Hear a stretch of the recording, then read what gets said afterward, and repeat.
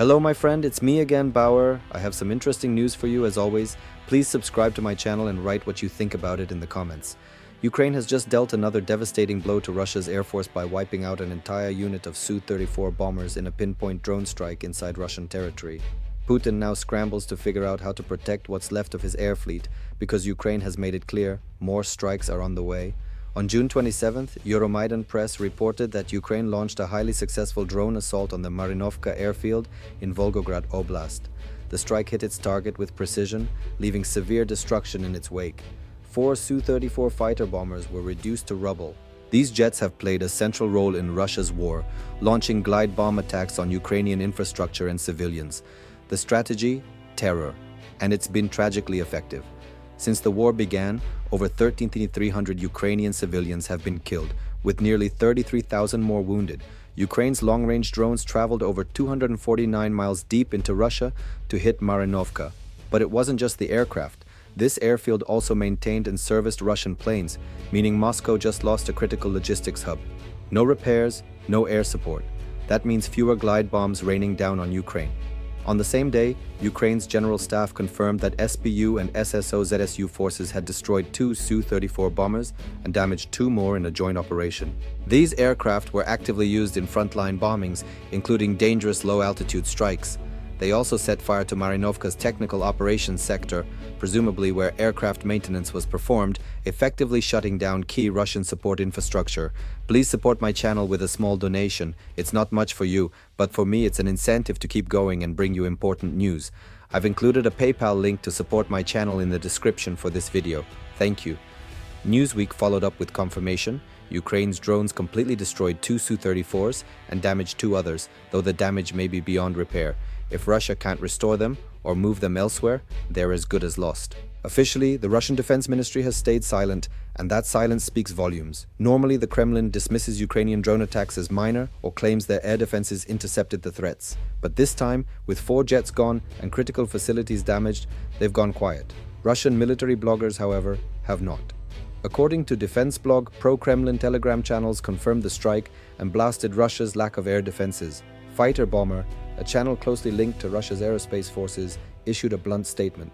No point in commenting on Marinovka, more multi-billion ruble losses that should have been prevented. Other pro-Russia voices quickly criticized the channel's honesty, but the frustration inside Russia is real. These are not just words, they're signs of deep cracks within Putin's war machine. Every new Ukrainian strike adds to Moscow's problems. Russia simply can't keep up with the pace. And the scale of Ukraine's June 27th success was confirmed just days later when satellite images of Marinovka were released. On June 29th, Defense Express reported that open-source intel group Cyberbaroshno confirmed the destruction of these U-34s. Satellite imagery shows clear blast marks where the jets once sat. There's visible evidence of munitions detonating, captured in detail. These images, combined with Russia's silence, are undeniable proof. Ukraine struck hard and deep. Putin, meanwhile, is left fuming. No matter where he hides his aircraft, Ukraine's drones keep finding them.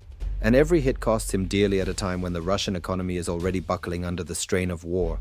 This latest blow took out 4 of Putin's most valuable warplanes.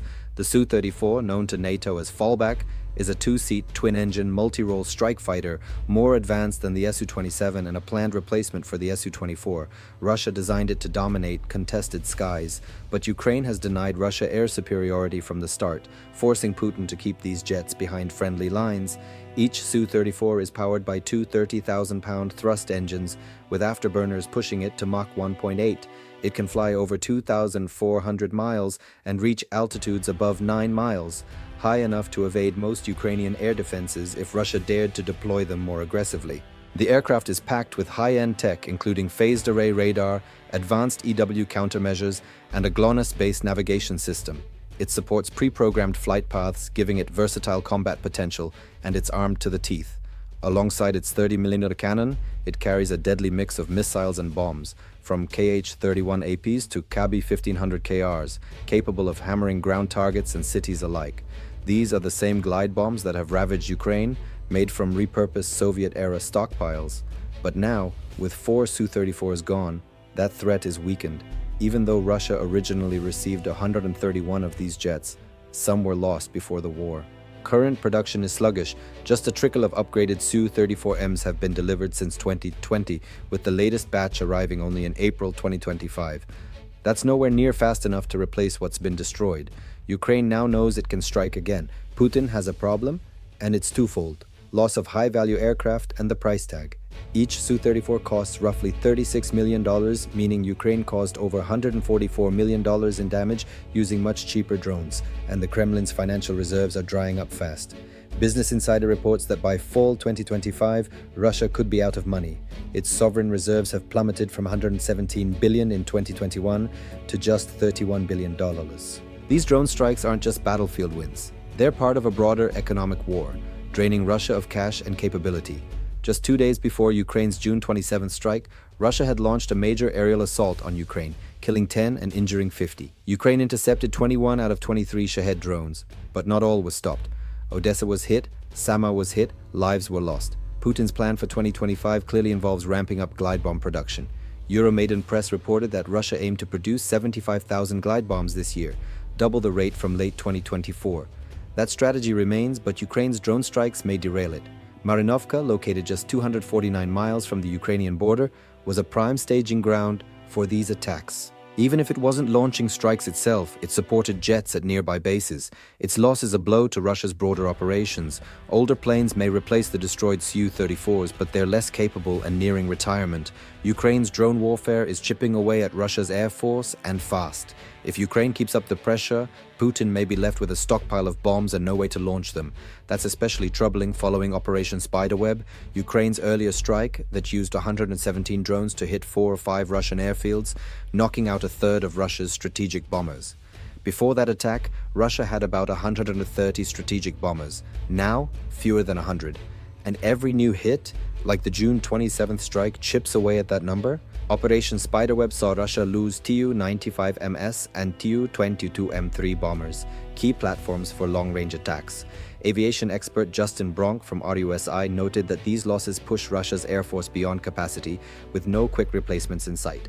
Putin's next-generation bomber, the PAK-DA, won't be ready anytime soon. It's not slated for production until 2027, and sanctions plus budget constraints make even that timeline questionable. The truth is undeniable. Russia's bomber fleet is shrinking, and Ukraine is accelerating the collapse.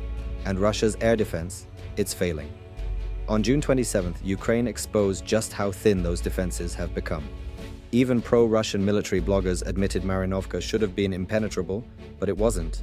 According to Ukraine's Ministry of Finance, Russia had lost nearly 1,200 anti-air units by late June 2025. What's left isn't enough to stop Ukraine's long-range drones. Just a week earlier, Ukraine reportedly hit Akhtubinsk airbase, damaging 2 Su-57 stealth jets, Russia's most advanced fighters. If Russia had the air defenses it claimed, these strikes wouldn't happen, but they do, and Ukraine is ramping up production. President Zelensky said during the NATO Defense Industry Forum in The Hague that Ukraine can now build 8 million drones per year. The only obstacle? Funding. Zelensky said Ukraine's defense potential exceeds $35 billion, but 40% of it remains unfunded. He made it clear, give us the money and we'll build the drones. Even as it waits, Ukraine is pushing ahead. It's increasing production of interceptor drones to counter Russia's Shaheds and has inked a deal with the UK for joint drone manufacturing. All of this leaves Putin in a dangerous position. If Ukraine gets funding, it'll hit even harder, and Russia's weakening air defenses won't be able to stop it. Ukraine's drone campaign is intensifying. Expect more deep strikes like Marinovka, more Su-34s destroyed, more bombers grounded, and with every loss, Putin's image as a strongman leader erodes further. His military is bleeding and his economy is cracking. The collapse of the Russian Air Force is no longer hypothetical, it's happening now.